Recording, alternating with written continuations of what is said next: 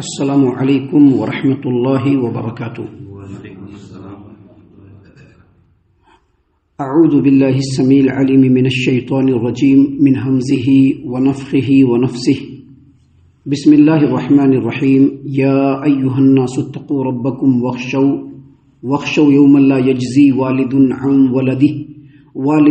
ولدہ ولا مولود هو جاز عن والدہ شیئا ان وعد اللہ حق فلا تغرنکم الحیاۃ الدنیا ولا یغرنکم باللہ الغرور۔ اے لوگو، اپنے رب سے ڈرتے رہو اور اس دن سے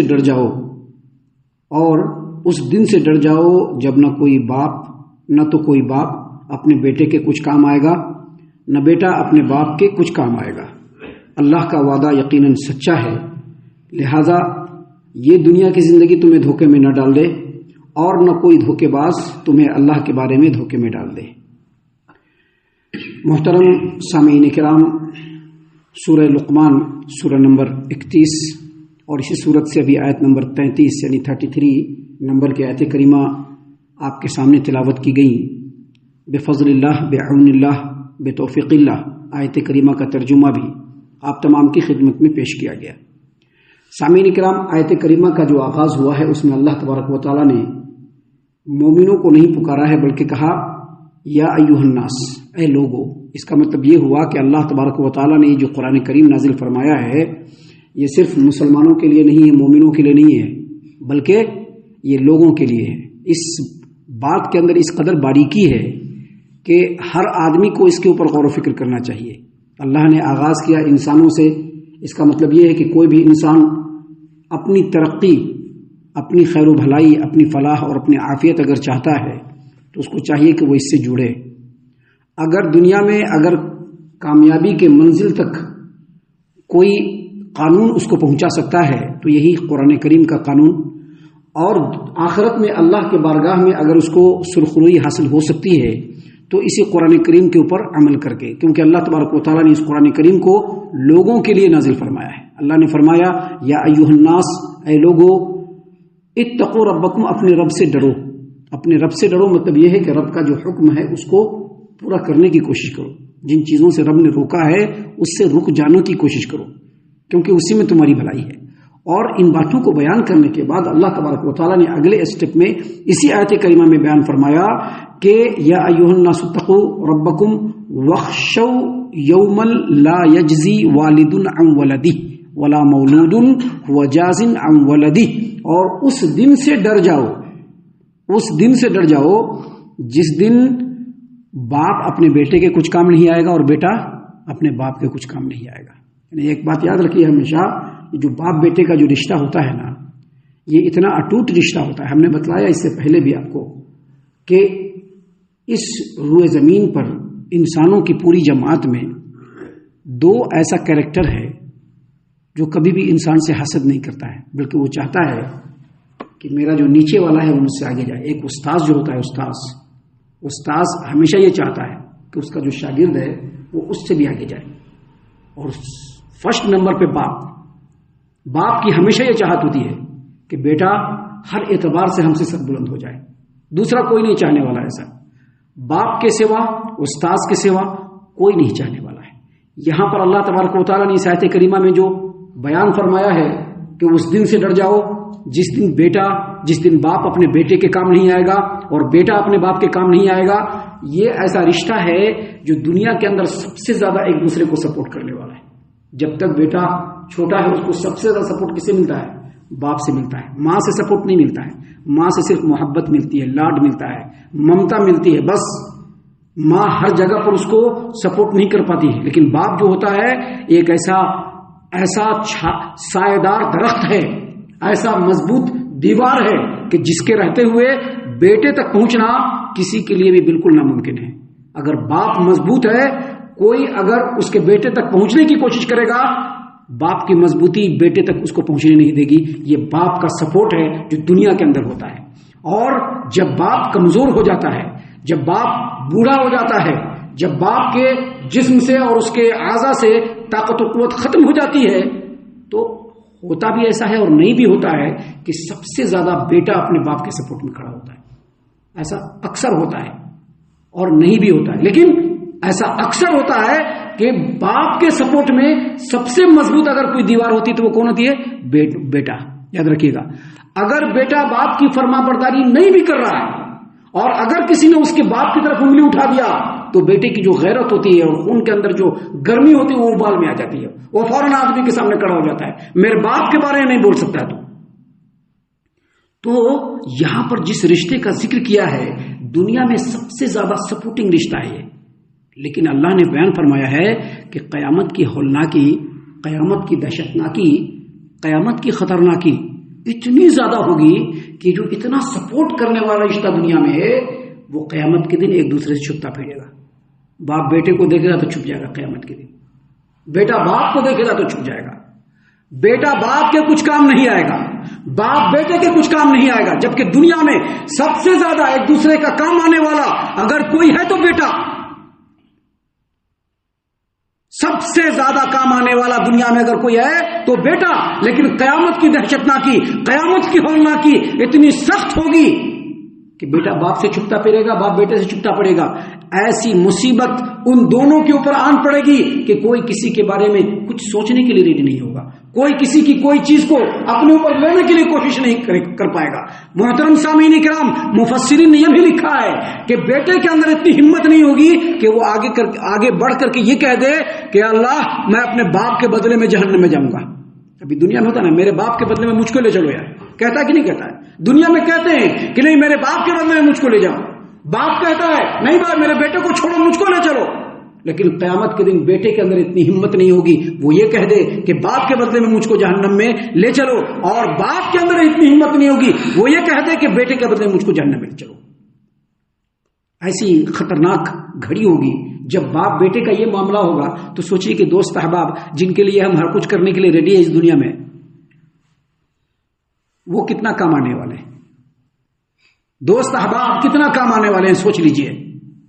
اسی لیے صحیح البخاری کتاب التفسیر باب وانذر عشیرتک الاقربین حدیث نمبر 4771 ابو ہریرہ رضی اللہ عنہ کہتے ہیں کہ نبی کریم صلی اللہ علیہ وسلم کے پاس جب یہ آیت کریمہ نازل ہوئی سورۃ الشعراء آیت نمبر 214 وانذر عشیرتک الاقربین، اپنے قریبی رشتہ داروں کو ڈرائیے، تو نبی کریم صلی اللہ علیہ وسلم صفا پہاڑی پر چڑھ گئے. صفا پہاڑی پر چڑھنے کے بعد نبی کریم صلی اللہ علیہ وسلم نے کہا اے قریش کی جماعت، اللہ کی اطاعت و فرما برداری کے ذریعے سے قیامت کے دن اپنے آپ کو بچا لو. تم یہ مت سمجھنا کہ محمد ہمارے خاندان سے تھا اور محمد نبی اکرم اور نبی آخر ہم کو بچا لیں گے، نہیں ہو سکتا ہے.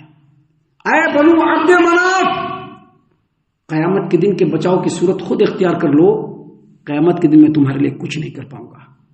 اے عباس بن عبد المطلب، آپ کو قیامت کے دن میں اللہ تبارک و تعالیٰ سے بالکل نہیں بچا پاؤں گا. اے میری پھوپھی صفیہ، قیامت کے دن میں آپ کے کچھ کام نہیں آ سکوں گا.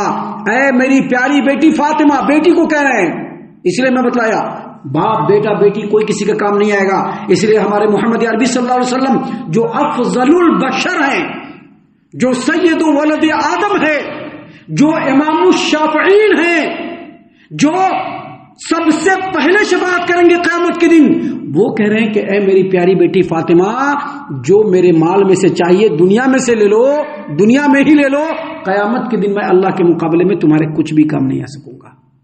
اسی چیز کو ہمارے رب نے یہاں پر بیان فرمایا کہ یا ایھا الناس، اے لوگو، اتقوا ربکم، اپنے رب سے ڈرو، واخشوا یوما لا یجزی والد عن ولدہ ولا مولود هو جاز عن والدہ شیئا. اس دن سے ڈر جاؤ جس دن باپ اپنے بیٹے کے کچھ کام نہ آئے گا اور نہ بیٹا اپنے باپ کے کچھ کام آئے گا. اور پھر فرمایا ان وعد اللہ حق فلا تغرنکم الحیاۃ الدنیا، یہ اللہ کا وعدہ سچ ہے، جو اللہ کا وعدہ ہے یہ سچ ہے، یہ اللہ کا وعدہ سچ ہے. کوئی یہ نہ سمجھے کہ یہ جھوٹا وعدہ ہے، یہ اللہ کا وعدہ سچ ہے. اور پھر اللہ تبارک و تعالیٰ نے فرمایا فلا تغرنکم الحیاۃ الدنیا، دنیا کی زندگی تم کو دھوکے میں نہ ڈالے. دنیا کی زندگی کیسے دھوکے میں ڈالتی ہے؟ دنیا کی چمک دمک. بیٹا کروڑوں میں کھیل رہا ہے تو باپ دھوکے میں پڑا ہوا ہے، ہاں ہمارا بیٹا تو یہ ہے وہ ہے. باپ کروڑوں میں کروا رہا تو بیٹا دھوکے میں پڑا ہوا ہے، ہاں ہمارا باپ جب ہے ہمارے سپورٹ میں کھڑا رہے گا. یہ سب دنیا میں ہوگا. دنیا میں لاکھوں کروڑوں بیٹا باپ کے پیچھے لگا دے گا، یہ دنیا کا واسطہ ہے بس. دنیا کا معاملہ ہے بس، آخرت میں کوئی کسی کو کچھ نہیں کر پائے گا. باپ بیٹے کو کچھ نہیں کر پائے گا، بیٹا باپ کو کچھ نہیں کر پائے گا. یقیناً آئے گا وہ دن کہ جب محشر بپا ہوگا، وہاں نہ باپ بیٹے کا نہ بیٹا باپ کا ہوگا، کوئی کسی کا نہیں ہو پائے گا. دنیا میں تو سچ جھوٹ کر کے ہر چیز کر لیتے ہیں ہم لوگ، سچ جھوٹ کر کے بہت سارا معاملہ طے کر لیتے ہیں، لیکن قیامت کے دن کوئی کسی سے بچنے والا نہیں ہے. محترم سامعین کرام، اللہ نے اسی بات کو یہاں پر بیان فرمایا کہ ان وعد اللہ حق، اللہ کا وعدہ حق ہے.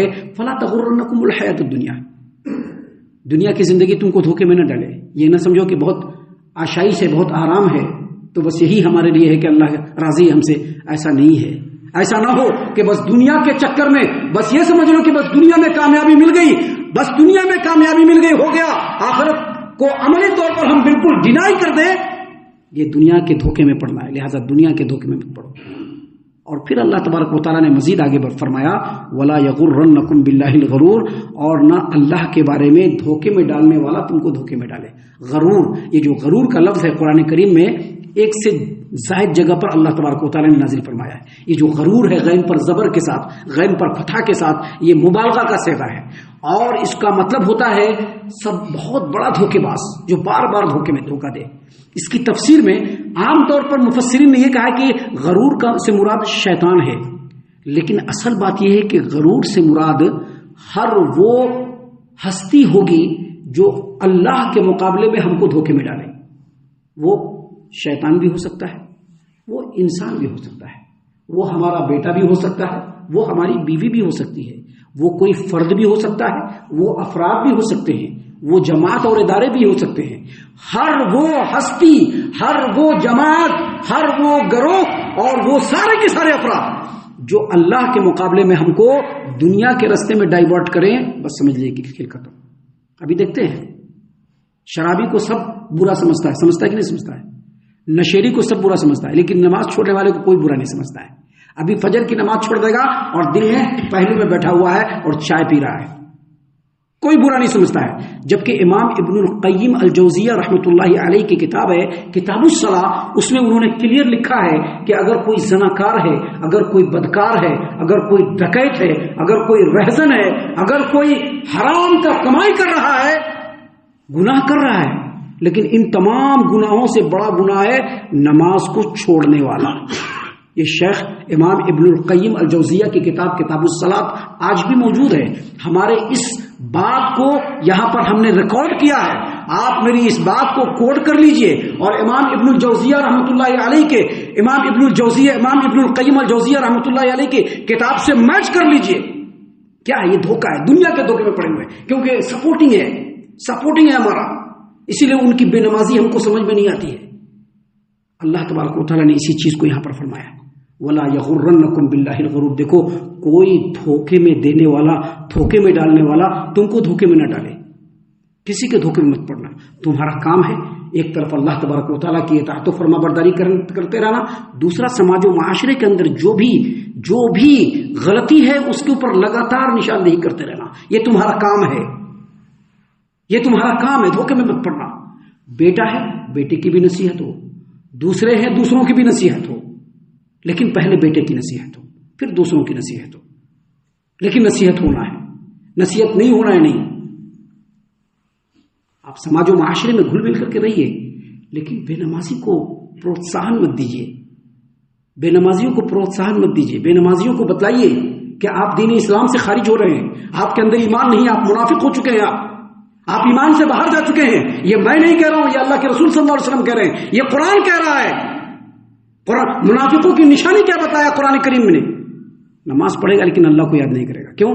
کیونکہ اس کو ایک مقصد کے تحت نماز پڑھنا ہے بس. اللہ کے رسول صلی اللہ علیہ وسلم کیا فرمایا؟ منافقوں کے اوپر سب سے بھاری کون سی نماز ہے؟ عشاء کی نماز اور فجر کی نماز. اب ایسے آدمی اگر ہمارے سماج و معاشرے میں ہیں تو ان کا کنڈیم ہونا بہت ضروری ہے، کنڈیم ہر طریقے سے ہونا چاہیے اس کا. محترم سامعین کرام، اللہ تبارک و تعالیٰ نے اسی بات کو بیان فرمایا ہے کہ دیکھو کوئی بھی دھوکے میں ڈالنے والا تم کو دھوکے میں نہ ڈالے، تم دھوکے میں مت پڑنا. بلکہ اپنے رب کو راضی کرنے کی کوشش کرتے رہنا اور رب جیسے جیسے راضی ہوگا ان تمام صورتوں کو اختیار کرتے رہنا. ہم اللہ سے دعا کرتے ہیں کہ اللہ تعالی ہم تمام کو ان تمام باتوں کے اوپر خوب غور و فکر اور تدبر کرنے کے ساتھ ساتھ ان باتوں پر عمل کرنے کی بھی توفیق عنایت فرمائے. آمین. اللہ تعالی ہم تمام کو صحیح معنوں میں پکا سچا مومن مسلمان بنائے. اللہ اور اس کے رسول صلی اللہ علیہ وسلم کی اطاعت و فرما برداری کرنے والا بنائے. صحابہ کرام رضی اللہ عنہم کے طریقے پر چلنے والا بنائے. جنت الفردوس میں جگہ عطا فرمائے. اے اللہ ہم تمام کو جہنم سے پناہ دے. اے رب العالمین ہم تمام کو جہنم سے پناہ دے. اے مالک الملک ہم تمام کو جہنم سے پناہ دے. آمین یا رب العالمین. وما علینا الا البلاغ المبین.